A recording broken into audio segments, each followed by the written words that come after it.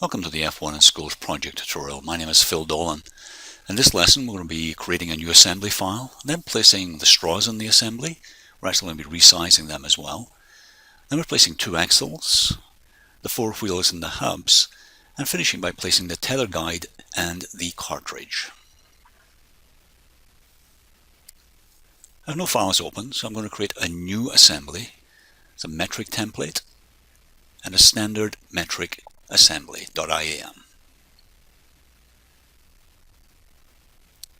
With that open, I'm going to go up and look at the browser. We can see the assembly, number of options for placing. I'm going to just use place as against content center, which is things like nuts and bolts. I'm going to place a model of the body in the assembly. I'm using the grounded at origin. That removes all degrees of freedom. This is one of my earlier designs. I actually don't have the fillets added to this one. At the end of the tutorial or the lesson here, I'll show you what it looks like when it's completely done. I just changed the view. That original view that came in really wasn't suitable, so I changed the home view setting. And I'm going to save the file. Again, you may have some naming conventions that you have to follow. I'm just using my F1 in Schools car assembly.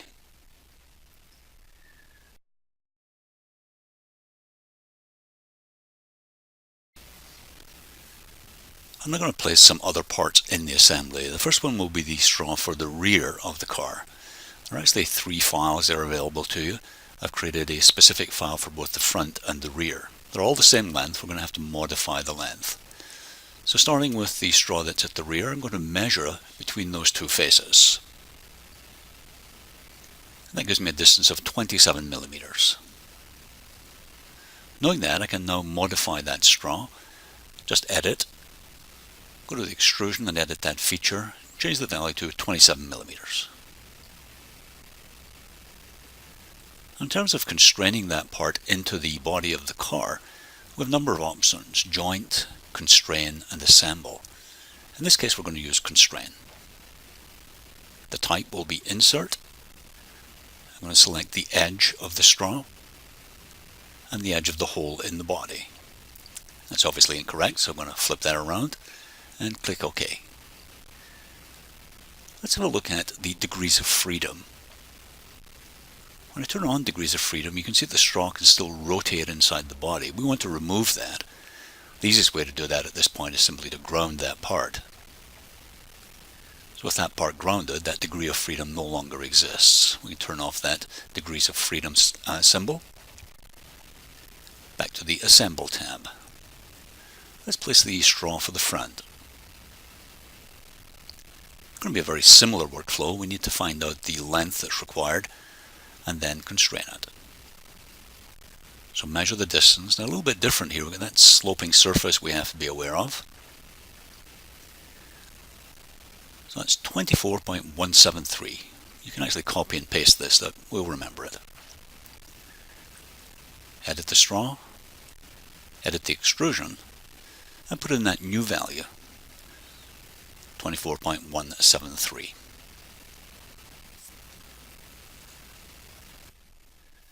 For this straw, we're actually going to use the joint. You'll see why in a moment. There are a number of options, all the way from automatic through to ball. I'm just going to let the system decide initially. The center of the straw and the center of the hole in the body, the axle. You can see it still has 1 degree of freedom. I can fix that by selecting rigid. Now that's correct. So we have both straws now placed in the assembly. Let's go up and place some more parts. First of all, I'm going to save that. Yes to all is fine. They're all selected. And you can see the two constraints, the insert constraint and the rigid joint. Should be noticed that you can actually combine all these together by changing to modeling view. So if you have a very large assembly, sometimes that's useful to see what constraints or joints actually exist in your assembly. Let's place a couple of axles in the assembly. Click OK. I'm going back to joint again for this one. two center points. The animation shows us what we've got. There's 1 degree of freedom. I'm going to change that to rigid again. Now the back axle is a slightly different workflow. We can select the midpoint on the axle, but it's a little awkward to get that one. So there's a very easy solution. Just right click and say between two faces. It's almost like measuring, which we did earlier on. Select that face. Select the origin. Rigid's already set, so we're good to go. Now just to check that the axles are correctly located, just a quick visual check, that looks good. They're not way off or anything, so I think our solution is good.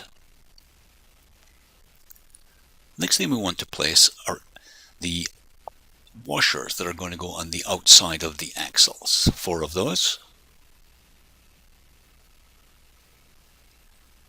On the first one, we're going to put a constraint. That will be an insert again, and they're going to go right up against the body.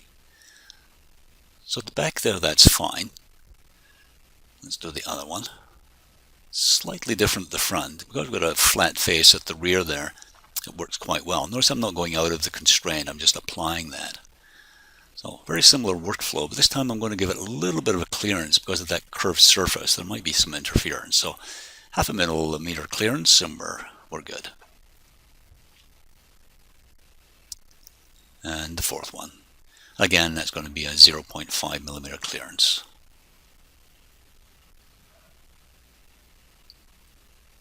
So the 4 washers are now inserted into the assembly.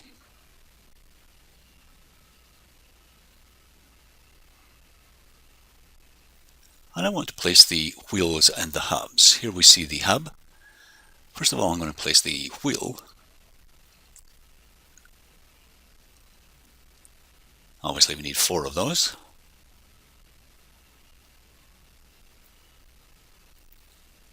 A couple of things, because of this black color, it's kind of difficult to see the edges, so I'm going to go in and turn on shaded with edges. And the second little hint I want to give you is that it's actually facing the wrong way, but we have this free rotate tool. You can actually just spin that around, and that's the circle that I'm looking for. That's the cylinder. So I can use either joint or constraint. In this case, I'm going to go to constrain, insert, and place it next to the washer. There should be a small clearance there. I've settled on 1.5 millimeters. Click on OK.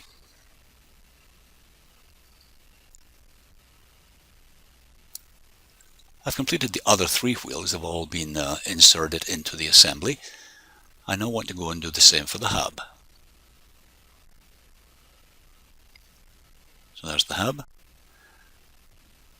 And again, 4 of them. Let's look at how we're going to do that one. In this case, we're going to use a joint. Use the free rotate to see the actual face that we're going to be looking at. It's that one there to the very back of the wheel. So use joint, and move that out of the way.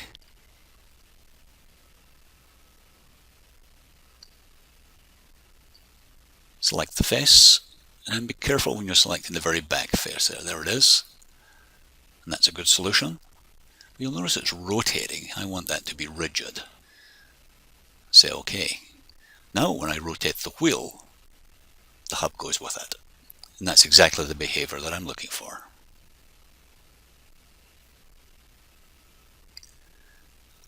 The other 3 hubs are now attached to the wheels, and they're behaving correctly as well.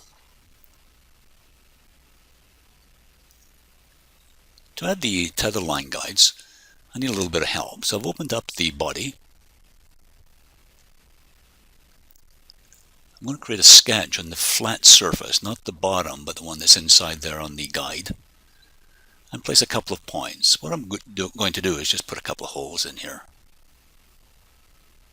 Easier with the hidden edges. The reason why it's easier is the rules, the guidelines say the axle or the guideline at the back has to be behind the axle, and the one at the front has to be in front of the axle. With the hidden lines on, I can see that. I'm using a constraint that centers them in that slot, and then a couple of dimensions. So So the first dimension is going to be 20. And at the front end of the car, this dimension is going to be 40.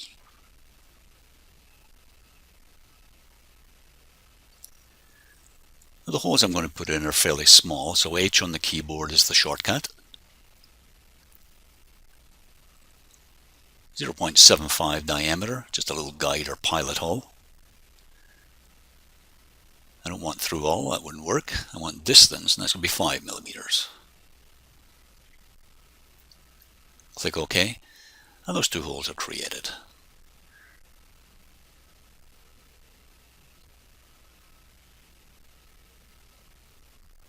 I can now save that file, close it down, and go back to the assembly.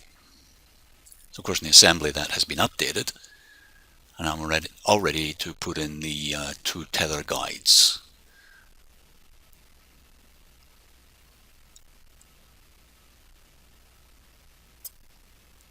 Open that first one up. I'll just show you the one. The second workflow is exactly the same. I'm going to use constrain insert. There's actually an edge at the top of the thread there that's quite useful. So select that, then select the hole. Obviously have to flip that, and OK. And you can rotate that around to get it set up a little bit better.